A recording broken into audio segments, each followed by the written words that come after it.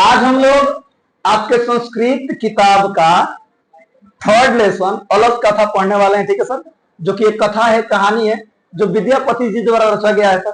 आज हम लोग इस पाठ का पाठ परिचय पढ़ेंगे, पूरे पाठ का अनुवाद पढ़ेंगे। अनुवाद के बाद एक शब्द वाला जो उत्तर जो आपके एग्जाम में ऑब्जेक्टिव टाइप में पूछता है, संस्कृत में भी पूछ देता है, वो भी करेंगे और कुछ महत्वपूर्ण ऑब्जेक्टिव क्वेश्चन करेंगे। और कल क्या करने वाले हैं सर, तो इसमें ढेर सारे ऑब्जेक्टिव जो आपके पीवाईक्यू में पूछ चुके हैं। पीवाईक्यू का मतलब होता है जो अगर प्रीवियस ईयर एग्जाम में पूछ चुके हैं, और भी कुछ महत्वपूर्ण ऑब्जेक्टिव जो आप एग्जाम में पूछे जा सकते हैं, वो अगले क्लास में किया जाएगा। ठीक है, और इसका क्वेश्चन आंसर भी हम लोग आगे करने वाले हैं। ठीक है, ध्यान दीजिएगा, एक एक लाइन बस देखते चलिए। आज तो एक कथा है तो मजा आएगा, कहानी है तो। ठीक है, पाठ परिचय क्या लिखा गया है सर? पाठ परिचय। ध्यान देखिए, यह कथा कौन सा कथा? अलस कथा, विद्यापति द्वारा रचित पुरुष परीक्षा कथा संग्रह से संकलित है। अर्थात विद्यापति जी का एक कथा संग्रह है, यानी कि जिसमें ढेर सारी कहानियां लिखी गई हैं। कौन सी?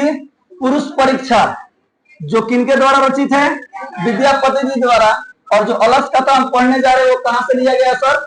यहीं से, पुरुष परीक्षा से लिया गया है। ठीक है सर, अब आगे देखिएगा। कहानी के माध्यम से मानवीय गुणों के महत्व और दोषों से मुक्ति की शिक्षा दी गई है। यानी इस कहानी के माध्यम से, इस कहानी में किस तरह से हम देखें मानवीय गुण क्या है और साथ ही साथ हमारे दोष क्या है और उस दोष से हम कैसे मुक्त हो सकते हैं, इन सभी चीजों की शिक्षा दी गई है इस पाठ में। ठीक है सर, याद रखिएगा। आगे देखिए, विद्यापति लोकप्रिय मैथिली कवि थे। यानी मैथिली के क्या थे? ये कवि थे। यानी मैथिली एक भाषा भी है। मैथिली क्या है सर? एक भाषा भी है।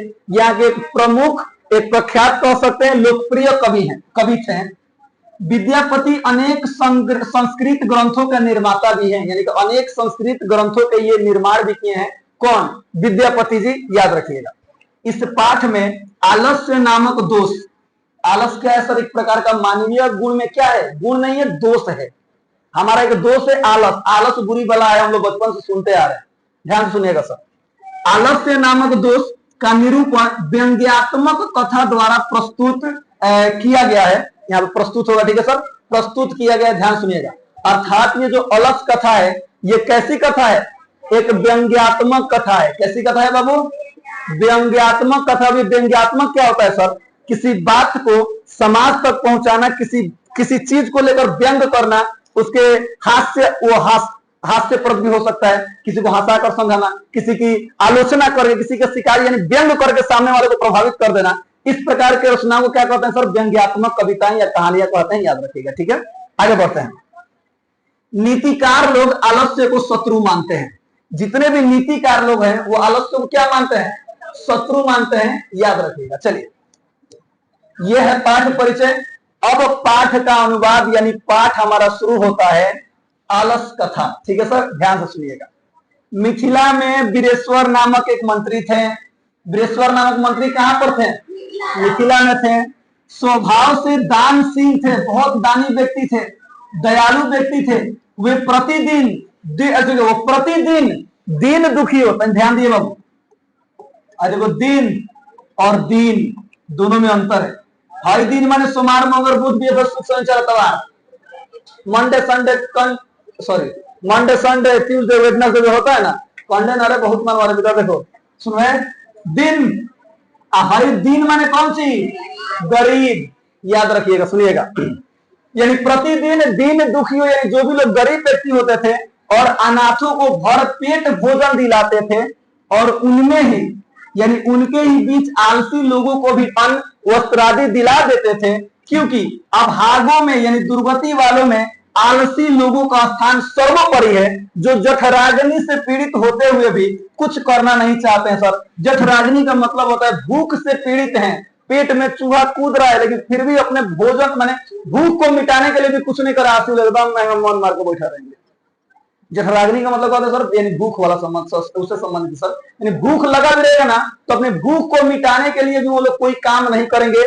ऐसे लोग आलसी लोग होते हैं, और इनके लिए आश्रयदाता कौन होते हैं? दानी व्यक्ति ही होते हैं सर, और दानशील व्यक्ति ही होते हैं, दयालु व्यक्ति ही ऐसे लोगों का आश्रयदाता होते हैं। एक बेटा के लिए, पुत्र के लिए, पुत्री के लिए आश्रयदाता कौन होती है? एक माँ होती है। एक औरत के लिए उसका आश्रयदाता कौन होता है? उसका पति होता है। उसी तरह से एक आलसी व्यक्ति के लिए आश्रयदाता कौन होता है? एक प्रकार का दानशील व्यक्ति होता है, दयालु व्यक्ति होता है, हमेशा याद रखिएगा। ठीक है सर, तो ये तो हो गया भाई क्या करते थे। इसके बाद आलसी पुरुषों को काफी धन आदि मिलता है, सुनिएगा, यानी अब आलसी पुरुषों को बहुत ज्यादा धन मिलने लगा। यह सुनकर बहुत सारे तुंदिल व्यक्ति, जो आलसी नहीं थे, तुंदिल का मतलब एकदम मोटे ताजे हट्टे कट्टे, वैसे व्यक्ति भी एकत्रित हुए, क्योंकि सुविधाजनक स्थिति को देख सभी उसे प्राप्त करना चाहते हैं। ये इंसान का सर प्रवृत्ति है। भले पैसा भरल बा, सरकार को फंड पास ना कर, एकदम लाइन में जाकर पहले ही खड़ा हो जाएगा, हमरो ही जमा कर लीजिए ना सर, हमरो खाता में पैसा आएगा। इधर देखो, देखिए स्वजाति, स्वजाति का मतलब हुआ स्वयं से समान लोग। सुनिएगा, सुख को देखकर कौन ऐसा जीव है जो नहीं दौड़ता है। यानी कोई व्यक्ति अगर अच्छा खासा पैसा कमा रहा है तो कौन से उसको अगल बगल में व्यक्ति जो नहीं चाहते हैं कि उसके जैसा हम भी पैसा कमाने लगे, सभी लोग चाहते हैं, याद रखिएगा सर। आगे देखिएगा, तो यानी कि आलसियों के भीड़ में कुछ अच्छे व्यक्ति जो आलसी नहीं थे, हट्टे कट्टे व्यक्ति भी क्या करने लगे सर, आकर वो भोजन प्राप्त करने लगे, जो भी दान मिलता था वो दान प्राप्त करने लगे। आगे देखिएगा, बाद में आलसियों के सुखों को देखकर कुछ धूर्त लोग भी कृत्रिम आलस्य का स्वांग मतलब होता है भेष धर के भोजनादि पाने लगे। उसके बाद आलस्यशाला में बहुत धन के खर्च को देखकर वहां के अधिकारियों ने विचार किया कि अक्षम एक होता है सक्षम, एक होता है अक्षम। सुनिएगा, जानकर करुणावश मंत्री ने केवल आलस्यों के लिए व्यवस्था की थी, किंतु धूर्तता से जो लोग आलसी नहीं है वो भी इसका लाभ ले रहे हैं। यह हमारा प्रमाद है। प्रमाद का मतलब क्या होता है बताइए तो, यह हमारी गलती है, यह हमारी भूल है, हमें ऐसा नहीं करना चाहिए। अर्थात सुनिएगा ध्यान से, यानी आलसियों के लिए वीरेश्वर मंत्री जी ने सारा का सारा प्रबंध किया था, खाने पीने का, वस्त्र का, अलग अलग चीज। ठीक है सर, लेकिन उसी में कुछ धूर्त व्यक्ति भी आ जाए, कुछ नकली आलसी भी आ जाए, तो जैसे ही जब ढेर लोग होंगे तो खर्चा बढ़ेगा, और जब खर्चा बढ़ गया तो अधिकारियों को लगा कि बाप रे ढेरे खर्चा होता, इनमें पक्का कुछ आलसी बात, लेकिन कुछ आलसी तो उनको आलसी नहीं है, बस ऐसे ही खाली स्वांग रच के आ गए हैं, नौटंकी बना कर आए हैं, और वैसे ही खाना खा रहे हैं और वस्त्र आदि जो भी दान हो रहा है ले रहे हैं। यदि ऐसा है तो आलसी लोगों की जांच होनी चाहिए। ऐसा विचार करके उन्होंने आलसशाला में आग लगा दी। उन्होंने आलसियों की परीक्षा लेने के लिए क्या कर दिए, आलसशाला में क्या कर दिए, आग लगा दिए। अब बताओ, जितना वो निमन हुई आलसी ना हुई, आग के देख के क्या हुई, भाग गई, और जितना आलसी हुई देख रहे हैं क्या हुई। उसके बाद घर में जब आग लगी, माने घर में लगी आग बढ़ते देख सभी धूर्त व्यक्ति जो आलसी नहीं थे वो भाग गए, कुछ आलसी भी भाग गए, यानी कुछ आलसी भी सब जान के चिंता से भाग गए, लेकिन चार आलसी वहीं पड़े रहे और परस्पर बातें करने लगे, अर्थात आपस में बातें करने लगे। सुनिएगा ध्यान से, इतना भयंकर आलसी तो सुनिएगा, आग लगा है लेकिन भाग नहीं रहे हैं, वहीं पे बैठ कर बतिया होता रहा। तो पहला आलसी बोला, कपड़े से मुंह ढक के बोला, अरे यह कैसा कोलाहल है, माने यह कैसन हल्ला गुल्ला शोरगुल है। कोलाहल का मतलब शोरगुल हल्ला गुल्ला होता है। तो दूसरे ने कहा, लगता है घर में आग लगी है। सब लोग भाग गए, आई चारू बतिया होता रहा। तो तीसरे ने कहा, लगता है कोई धार्मिक व्यक्ति यहाँ नहीं है जो हम लोगों को भीगे वस्त्र या चटाई से ढक दे। रे जौन रास्तों से सब भागत वही रास्तों से भाग जो, अभी इंतजार करते रहे कि व्यक्ति है तो हमने को ढक दिए, तो हमने को बात चलिए। अब आगे देखिएगा, तो चौथे ने कहा, अरे बचा लो। अरे बचा लो का मतलब कचू भाई, अरे अति बोलने वाले, इतना बोलने वाले सुनो गो, क्या बोल रहे हो, चुप नहीं रह सकते क्या, चुपचाप रहो, देखा देखते आग लगा। ये चारों आलसियों का वार्तालाप है जो आपके एग्जाम में ऑब्जेक्टिव में पूछ देता है कि दूसरे ने क्या कहा, तीसरे ने क्या कहा, चौथे ने क्या किया। अब प्रश्न तो पूछबे करता है सर कि चारों आलसियों के वार्तालाप का वर्णन करेंगे करेंगे, कौन कौन वार्तालाप किए थे, याद रखिएगा। ठीक है, बताइए तो पहले ने क्या कहा था, अरे यह कोलाहल कैसा, किस तरह बोला था, कपड़े से मुंह ढक कर। दूसरे ने क्या कहा था, तीसरे ने क्या कहा था, चौथे ने क्या कहा था। बहुत खूब। अब देखिए, तत्पश्चात यानी उसके बाद सुनिएगा ध्यान से सर, उन चारों की आपसी बातचीत को सुनकर तथा बढ़ती हुई आग को उनके ऊपर गिरते देख अधिकारियों के द्वारा वध हो गए, यानी वो लोग दौड़ गए। उनके द्वारा चारों आलसियों के बाल पकड़ करके क्या किया गया सर, बाहर निकाला गया। बाद में उन्हें देख अधिकारियों ने कहा स्त्रियों का आश्रय कौन होता है? पति। बच्चों का आश्रय माँ। परंतु आलसियों का दयालु व्यक्ति के अलावा इस दुनिया में कोई भी नहीं होता है। अर्थात आलसियों का कौन होता है सर? सर आए हैं सर, चाबी मांग रहे हैं, कोई बात नहीं सर, आइए सर, आइए सर, आइए सर। ये है आपके हमारे, आइए ना सर, हमारे बड़े भाई हैं, ये 1 साल 4 महीना हमसे पहले आ गए हैं, ठीक है। हाँ, तो हमको कभी कभी पीट देते हैं, तो हम भी बड़े भाई हैं तो सम्मान कर देते हैं, इनका इज्जत कर देते हैं कि ना। अगर हम बड़े भाई रहते हैं तो बदलती क्या रहती। चलिए इधर देखिए, कोई बात नहीं सर, यहाँ देखो, सुनो। तो बताइए, तो आलसी व्यक्ति के लिए कौन होते हैं? जो दयालु व्यक्ति होते हैं, दानशील के अलावा कोई नहीं होता है। इसके बाद उन चारों आलसियों को मंत्री के द्वारा अधिकाधिक वस्तु आदि क्या करेगी सर? दिलवाई गई, यानी कि और भी ज्यादा वस्तु, तो खुद आलसी बात है, दान ना तो मतलब क्या करेगा। अब देखिए सर, ये यहाँ पे कहानी खत्म हो गया, बस छोटा सा कहानी है। हेलो, इससे क्या शिक्षा मिलती है? सबसे पहला चीज, हमें तो आलस नहीं करना चाहिए, अपने कठिन परिश्रम से अपने कार्य को करना चाहिए। सबसे पहला चीज, हमें आत्मनिर्भर बनना चाहिए। दूसरा शिक्षा ये भी मिलता है सर, यदि कोई व्यक्ति आलसी है तो हमें भी गुणी बनना चाहिए, हमें भी दयालु बनना चाहिए उसके प्रति। ये भी इस कहानी से शिक्षा मिलती है। मिलती है कि नहीं मिलती है? आगे देखिएगा। अब देखिए सर, यहाँ पर लिखा गया है, एक पदेन उत्तरम, यानी एक शब्दों में उत्तर दें। सबका मैंने हिंदी अनुवाद भी लिख दिया ताकि आपको आसानी समझ में आए। ध्यान से सुनिएगा मेरी बात। अब ये क्वेश्चंस ऑब्जेक्टिव में ही पूछ देते हैं, संस्कृत में देगा, 4 गो ऑप्शन ऑब्जेक्टिव में देगा। मैं पूछ रहा हूं, आप लोग जवाब दीजिएगा, ठीक है। पहला क्वेश्चन है, अलस कथाया कथाकार क, यानी अलस कथा के कथाकार कौन है? विद्यापति जी हैं। कौन है? विद्यापति जी हैं। अगला क्वेश्चन देखिए, वीरेश्वर नाम मंत्री कुत्र आसित। वीरेश्वर नामक मंत्री कहां था? मिथिला में। ठीक है सर, बहुत बढ़िया। अगला क्वेश्चन देखिए, किसान इष्ट लाभम कृत्वा तुंद परिमृदा वर्तुली बभुव। ठीक है, इसका मतलब है किसका लाभ उठाकर मोटे ताजे लोग गोल मटोल हो गए? किसका?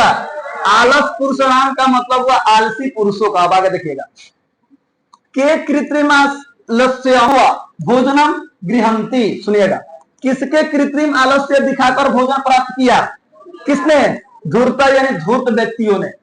आगे देखिएगा, अगला क्वेश्चन बताइए, तत्रयो कति पुरुषा सुप्ता। वहां कितने पुरुष सो रहे थे? 14, यानी कि 4 पुरुष आलसी सो रहे थे।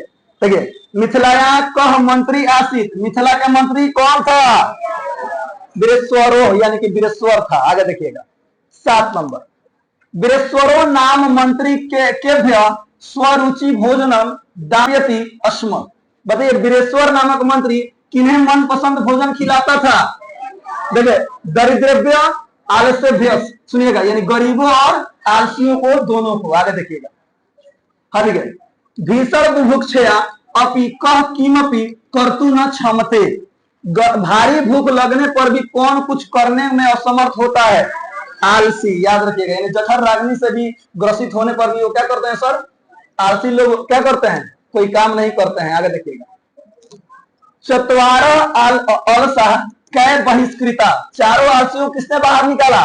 देखिए, नियोगी पुरुष है, यानी कि अधिकारियों ने। इसका मतलब क्या होता है सर? अधिकारियों ने। आगे देखिएगा, अलस नाम कह शरण। आलसियों का आश्रयदाता कौन है? कारुणिक, यानी कि दयालु व्यक्ति। देखिए क्या? कारुणिक। कारुणिक का मतलब क्या होता है? दयालु व्यक्ति। याद रखिएगा। अगला क्वेश्चन है, जंतवः किसान सुखम दृष्टवा धावंती। जीव जंतु किसका सुख देखकर दौड़ते हैं? स्व जाति नाम, यानी अपनी ही जाति का। याद रखिएगा सर। अगला क्वेश्चन है, धूर्ता कथम पलायिता। धूर्त किस प्रकार भाग गए? अग्निदाहम दृष्टवा, यानी आग देखकर धूर्त व्यक्ति क्या हो गए थे? भाग गए थे। चलिए, हाँ, अब अगला क्वेश्चन है सर, हाँ ये भी सर यहाँ से 2 प्रश्न एग्जाम पूछा गया। याद रखिएगा, क्या करेगा? जैसे कल भी आया था, परसों भी आया था, एगो वाक्य दे देगा, अंडरलाइन कर देगा और बोलेगा क्या कि यहाँ पर कौन सा प्रश्नवाचक शब्द लिखा जाए कि ये वाला वाक्य जो कि ये उत्तर दिया गया है, ये प्रश्न निर्माण हो जाएगा इसका। यानी देखो उत्तर क्या दिया गया है सर? धूर्त लोग कृत्रिम आलस्य देखकर भोजन प्राप्त करते हैं। तो यहाँ पर लिखा गया धूर्त लोग कृत्रिम आलस्य देखकर क्या प्राप्त करते हैं, अर्थात यहाँ पर भोजनम के जगह पर क्या रखा जाए कि उसके लिए ये प्रश्नवाचक हो जाए, तो की रखा जाए, ये रखा जाए तो क्या बन जाएगा? प्रश्नवाचक बन जाएगा। तो ध्यान से देखिएगा, लिखा गया है धूर्ता कृत्रिमालस्यम दर्शनेता भोजनम प्राप्नुवन्ति, यानी धूर्त लोग कृत्रिम आलस्य अधिक कर भोजन प्राप्त करते हैं। तो क्या, तो इसमें क्या रखा जाएगा, तो धूर्ता कृत्रिम आलस्यम दर्शयिता कीम वही प्राप्नुवन्ति, याद रखिएगा। यानी इसका मतलब क्या होता है, क्या होता है। यहीं पे सब फिल इन द ब्लैंक्स करेगा, यहां पे नहीं करेगा। ये पूरा वाक्य दिया रहेगा और यहां पर फिल इन द ब्लैंक्स कर देगा, बोलेगा मैंने यहाँ पे डैश कर देगा और बोलेगा कि यहाँ पे कौन सा शब्द रखा जाए। आगे देखिएगा, अगला 2 नंबर है, ध्यान दीजिए। निर्गत इनाम प्रथम अलस आसित, यानी कि निकृष्ट जनों में प्रथम आलसी है। सुनिएगा, यानी कि अब यहाँ पे क्या रखा जाए, देखो यहाँ देखो, को आसित एक में लिख दिया गया है, को अस्थि, क्या लिखा है सर, को अस्थि। और इसका मतलब क्या है सर, कौन है, यानी यहाँ पर कौन सा शब्द रखा गया है, कौन, यानी कि को। आगे देखिएगा, अलसी वही ना किमपि कर्तु न क्षमते, ठीक है सर। यहाँ पे लिखा सर, आलसी पेट में अग्नि यानी भूख होने पर भी कुछ करने का सामर्थ्य नहीं होता है। तो यहाँ पर क्या रखा जाए, अलसा के जगह पर क्या रखा जाए, कह। हाँ, कह रखा जाए तो ये प्रश्नवाचक वाक्य बन जाएगा। आगे देखिएगा, अगला टॉपिक है, हाँ, नियोगी पुरुषा अलसालायाम वहिनी दापित्वा निरूपयाम माशु। सुनिएगा ध्यान से, यानी अधिकारियों के पुरुषों ने अलसाला में अग्नि जलवाकर परीक्षा ली। यहाँ पर अलग से यहाँ पे क्या लगेगा, कश्याम, यानी किसका मतलब क्या हुआ, किसमें। आगे देखिएगा, 5 नंबर लिखा गया है, आप पढ़ लीजिएगा सब लोग ध्यान से, खाली यहाँ पर क्या भरा जाएगा बस उसी से मतलब है। देखिए, स्त्रीणाम गति पतिरेव, इसका मतलब है स्त्रियों का आश्रय केवल पति ही है। तो यहाँ पर स्त्रीणाम की जगह पर क्या रखा जाएगा, कासाम, याद रखिए, यानी किनका। अगला है सर, बालानाम गति जननी, बच्चों का आश्रय कौन है, माता है। तो यहाँ पर भी यहाँ पर क्या रखा जाएगा, किसान। किसान का मतलब क्या होगा, किनका। एक जगह देखो यहाँ पर कासाम हो रहा है क्योंकि यहाँ पर महिला के लिए है, और यहाँ पर क्या है सर, बालाम यानी कि किसान रखा गया है। इसका मतलब क्या है सर, ये लड़कों के लिए है। आगे देखिएगा, कारुणिक आलस्य नाम गति, दयालु पुरुष आलस्यों का आश्रय है। यहाँ पर क्या रखा जाएगा, ये प्रश्नवाचक बन जाएगा, किसान। ओके, एक बार आप पढ़िएगा, आपको याद हो जाएगा, समझ में आ जाएगा, याद रखिएगा। लिख भी लीजिएगा सर, हिंदी लिखने की इसमें आवश्यकता नहीं है, खाली क्या लिखिएगा, संस्कृत वाला। अब देखिए, अब आपको लिखना है और याद करना है। निम्नलिखित प्रश्न को उत्तर संस्कृत में सॉरी हिंदी में लिखे, क्या में लिखे, हिंदी में लिखे, ठीक है। ध्यान दीजिएगा, पहला क्वेश्चन है, चारों आलसी पुरुष आग से किस प्रकार बचना चाहते थे और वे कैसे बचे, अथवा अलस कथा का क्या संदेश है। ध्यान दीजिएगा सर, चारों आलसी आग से घिरे थे और चाहते थे कि कोई धार्मिक व्यक्ति आकर उन्हें बचा ले। अंततः अधिकारियों ने उनके बाल पकड़कर क्या किया, बाहर निकाला, तो ऐसे वो बच गए, ठीक है, आंसर खत्म। अब अगला क्वेश्चन है, अलस कथा का क्या संदेश है। तो इस कथा का संदेश है कि आलस्य मनुष्य का सबसे बड़ा शत्रु है, जो उसे पराधीन और असहाय बना देता है तथा उसके जीवन को क्या कर देता है सर, नष्ट कर देता है, क्योंकि ये किसी और पर आश्रित हो जाते हैं। क्या हो जाते हैं सर, आश्रित हो जाते हैं। चलिए, अगला क्वेश्चन है, मंत्री वीरेश्वर के स्वभाव का वर्णन करें। तुम अच्छा सर, नॉमिनी सक्षम नहीं कर पाए, कोई बात नहीं सर। यहाँ देखिए, मंत्री वीरेश्वर के स्वभाव का वर्णन करें। ध्यान दीजिएगा, मिथिला का मंत्री, यहाँ पर लिख दिया गया है शुरुआत में ही, मिथिला का मंत्री वीरेश्वर अत्यंत सरल, दानी और दयालु स्वभाव के व्यक्ति थे। वे गरीबों, अनाथों और असहायों की सहायता करते थे। उनमें मानवीय संवेदनाएं प्रबल थी और वे सदैव दूसरों की भलाई के लिए तत्पर रहते थे। इस प्रकार वे क्या थे सर, आदर्श एवं गुणी मंत्री थे। ये है सर वीरेश्वर मंत्री के स्वभाव के बारे में, ठीक है सर। आगे देखिएगा, इतना इसलिए लिखा गया है कि सर याद रखिएगा, फिर से बोल रहे हैं, 50 से 60 शब्द अभी न के लिख के चले हैं। मिथिला का मंत्री वीरेश्वर अत्यंत सरल, दानी और दयालु स्वभाव का व्यक्ति तो हो गया है। चाहेगा तो आपको पूरा 2 में 2 नंबर नहीं देगा, याद रखिएगा। चलिए, क्वेश्चन नंबर अगला है सर, अलस कथा के लेखक कौन है तथा इस कथा से क्या शिक्षा मिलती है। ध्यान दीजिएगा, तो अलस कथा के लेखक प्रसिद्ध कवि विद्यापति जी हैं। इस कथा से हमें यह शिक्षा मिलती है कि आलस्य मनुष्य का सबसे बड़ा शत्रु है। आलसी व्यक्ति हमेशा असफलता और अपमान का भागी बनता है, उसकी समाज में कोई प्रतिष्ठा नहीं रहती। इसलिए हमें आलस्य को छोड़कर परिश्रम और कर्म को ही जीवन का आधार बनाना चाहिए। इसमें एक और ही क्वेश्चन डायरेक्ट पूछ देता है, कौन सी, अलस कथा से हमें क्या शिक्षा मिलती है, ये क्वेश्चन डायरेक्ट पूछ देता है, याद रखिएगा, ठीक है। तो उसी में इसका आंसर है। अगला क्वेश्चन है, अलस कथा पाठ के आधार पर बताइए कि आलसी पुरुषों को किसने और क्यों निकाला। डायरेक्ट पूछ देता है सर कि आलसियों को किसने और क्यों निकाला, याद रहेगा। माने किसी तरह भी पूछे आप क्वेश्चन को बस ध्यान में रखकर आंसर बनेगा तो सब बन जाएगा। अगला देखिए, आलसी पुरुषों को अलसशाला का अधिकारियों ने बाहर निकाला क्योंकि वो आग से घिरे होने पर भी अपनी आलस्यता के कारण स्वयं बाहर नहीं निकल सके। उनकी यह दशा देखकर अधिकारी उन्हें बाहर लेकर के आए थे। आंसर हो गया। आगे देखिएगा, अगला क्वेश्चन है, चारों आलसियों के का संवाद अपने शब्दों में लिखे। सेम चीज लिखा गया है सर, जो आपके अनुवाद में आया था ना, वही चीज यहाँ भी डाल दिया गया ताकि आपको पढ़ने और समझने में एकदम आसानी हो और आप एग्जाम में आसानी से लिख सके। आगे देखिएगा, तो अलस आंसर कैसे लिखना है, यहाँ देखिए, अलसशाला में आग लगने पर भी चार आलसी लोग भागने के बजाय आपस में बात करने लगे। ठीक है सर, तो क्या बात कर रहे हैं, एक आलसी ने क्या बोला, कपड़े से मुंह ढककर, अरे यह कोलाहल कैसा। तो दूसरे ने क्या कहा, लगता है घर में आग लगी है।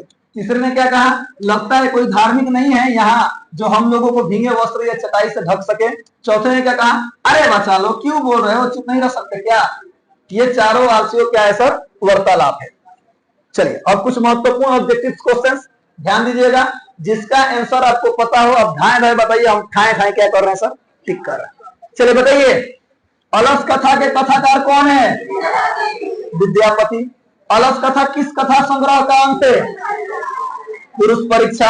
अलस कथा किस प्रकार की कथा है, व्यंग्यात्मक। बहुत लोग सामाजिक टिक कर जाते हैं, याद रखिए गलत है, व्यंग्यात्मक। अगला बताइए, मिथिला के मंत्री का क्या नाम था, ठीक से पढ़ के, वीरेश्वर, देखो देवस्वर, वीरेंद्रेश्वर, अवरदेश्वर, बढ़िया से पढ़ के टिक कीजिएगा, ठीक है। अगला क्वेश्चन है, कैसे लोग जठराग्नि से पीड़ित होने के बावजूद भी कुछ नहीं करना चाहते हैं, आलसी लोग। यानी जठराग्नि यानी भूख से पीड़ित है तब भी वो कुछ करने को हिम्मत नहीं है। आलसियों की कुल संख्या क्या थी, स्त्रियों का आश्रय कौन होता है, पति, मेरा पति मेरा गाना सुना है लोग, अरे भाई गाना है भाई, बहुत बढ़िया गाना है। देखिएगा, बच्चों की मां उनके लिए क्या होती है, आश्रय दायिनी होती है। याद रखिएगा, ऑप्शन नंबर डी होगा, ठीक है सर। अगला क्वेश्चन देखिए, अलस कथा पाठ से हमें क्या शिक्षा मिलती है, ठीक है, ऑप्शन पढ़ें।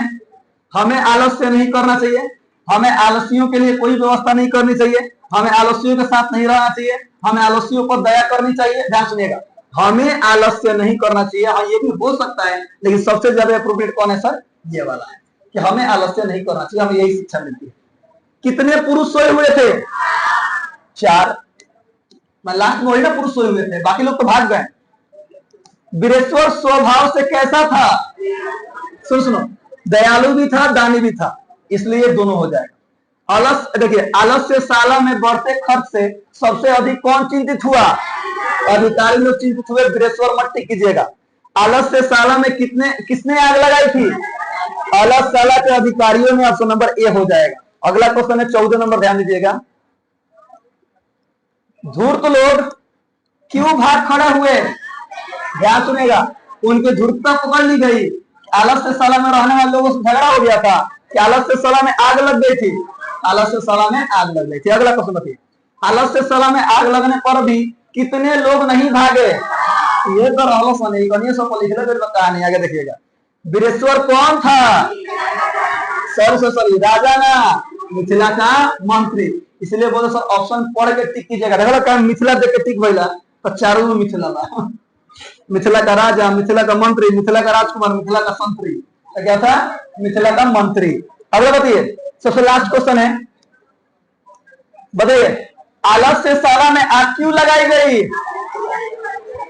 आलसियों की परीक्षा लेने के लिए। तो इस प्रकार से हमारा पाठ खत्म होता है सर। ऑब्जेक्टिव वाला जो पोर्शन है सबसे ज्यादा वाला अगले क्लास में किया जाएगा। तब तक के लिए होमवर्क सुनिए क्या है, पूरा का पूरा पाठ खूब ध्यान से पढ़ना है। पाठ परिचय लिख लेना है, जो एक शब्द वाला उत्तर वाला था वो भी लिख लेना है, और क्वेश्चन सर लिख करके पूरा ऑब्जेक्टिव केवल पढ़ लेना है, ठीक है सर, और क्वेश्चन सर याद कर लेना है। तब तक के लिए हंसते रहे, मुस्कुराते रहे, जाते रहे, गुनगुनाते रहे और हमेशा खुश रहिए। मिलते हैं कल इसी टाइम इसी समय यहीं पर, तब तक के लिए जय हिंद।